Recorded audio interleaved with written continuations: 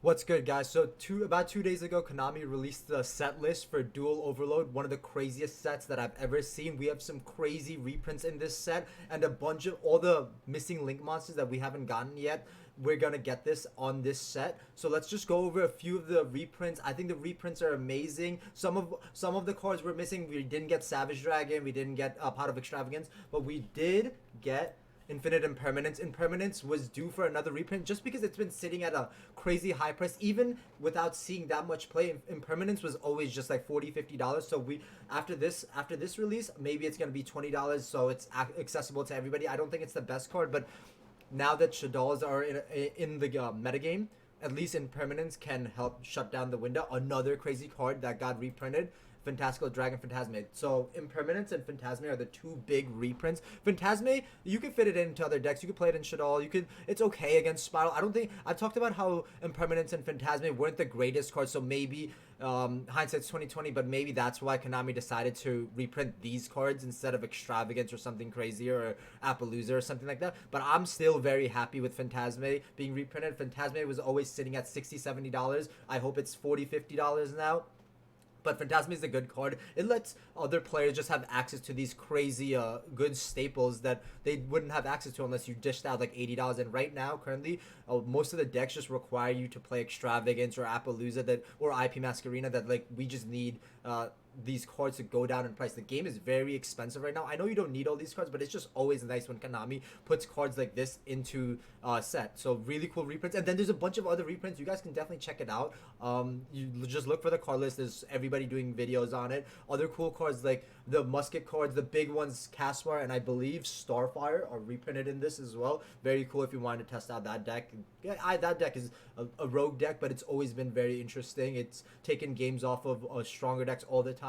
The deck just comes out of nowhere with the Link Monster, and then even things like Golden Castle of Stromberg, just random good reprints that have only had one copy of it. So why not? I'm always gonna be for this. Duel Overload is definitely a crazy set. It comes out in less than 3 weeks. I believe the release date is March 20th. So guys, be on the lookout for that. But today I'm gonna run through 3 Link monsters that I think are just fucking phenomenal. I'm so happy that we're getting it. I'm happy that we're getting all these Link monsters that just we haven't had for so long. OCG's had it for like a year now, maybe even more. There's so many just in archetype Link monsters that we've gotten, but I'm gonna talk about a few of them that are very generic. First one, Relinquish Anima. What the fuck is this? I know a lot of people do not know about this. This is a Link 1, so Link 1s are always scary. You guys should always read Link 1s because Link 1s have the potential to break the game.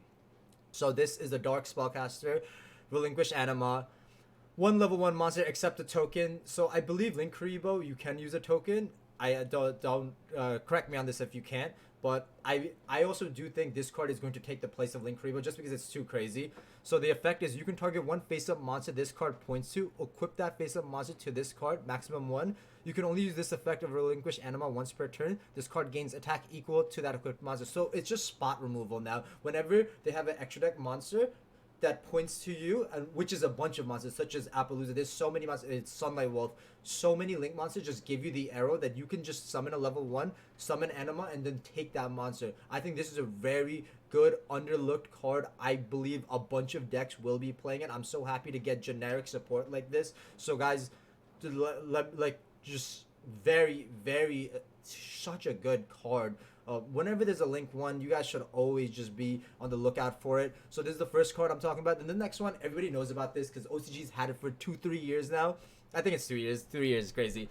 But Kristan Needle Fiber, it's going to be called some wild name. I don't even want to try to pronounce it. But this card, 2 monsters including at least 1 tuner. If this card is Link Summon, you can special summon 1 level 3 or lower tuner monster from your hand or deck in defense position. Right there. Tell me that's not crazy. But it cannot activate its effects this turn. So one thing to note, that specific copy of the monster cannot use its effects this turn, but a different copy of it can.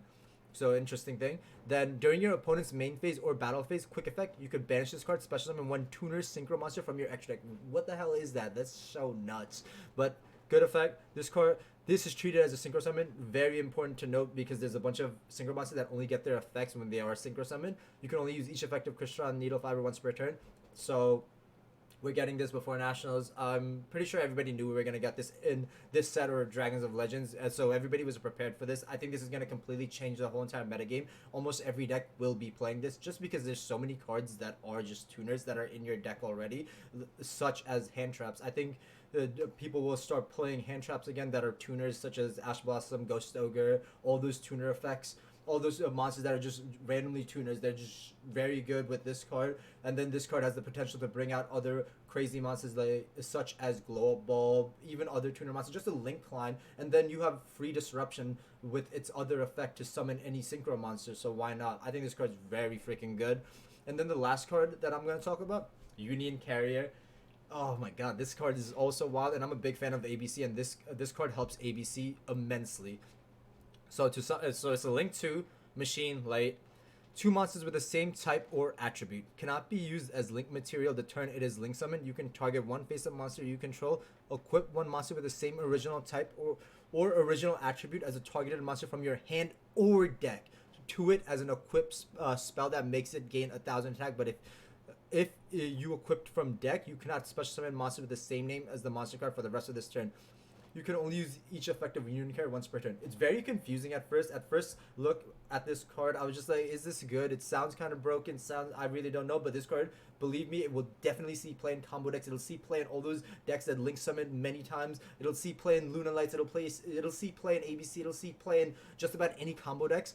Cool thing about this, you just pick up any monster that you need from your deck, and then you just put it to graveyard. A lot of monsters just trigger. You don't need to summon the monster. The main thing that you're trying to do is get that monster to the graveyard, so either trigger the effect or have it as a material such as the A, B, or C pieces to banish. So now you can just have access to any card you want from your deck and just equip it. And there's just some specific cards such as the Buster. I'm sure you guys have heard about it. The Buster Blader cards, the little dragons that equip. You can even equip those cards from your deck to any of your monsters, because it could be any monsters. It doesn't have to be some Union monster or anything like that.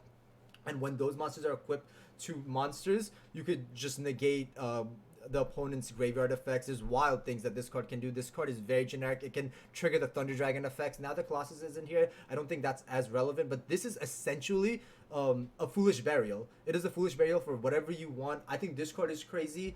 This card is so freaking good. I think Crystal Needle Fiber is meta defining. I think Union Carrier is meta defining, and then Relinquish Anima is not meta defining, but it's just such a good utility Link monster, and it's always nice to have Link monsters. Guys, let me know what you guys think about Duel Overload. I genuinely think Duel Overload is has a chance to be the best set of the year, and it's so early on. Maybe I'm just being crazy, but when you have cards like Needle Fiber and Carrier dropping, these are cards that would be secret rares in any set standalone. When you have cards like this dropping alongside cards like Infinite Impermanence and Fantastical Dragon Fantasma as reprints, I think we're looking at a very crazy Nationals this year. I think people are going to be really happy to try out all these new cards, and these aren't the only ones. Throughout this week, I'm going to go through all the different Link monsters that some of the smaller decks have gotten, because there's some really good ones, some underrated cards.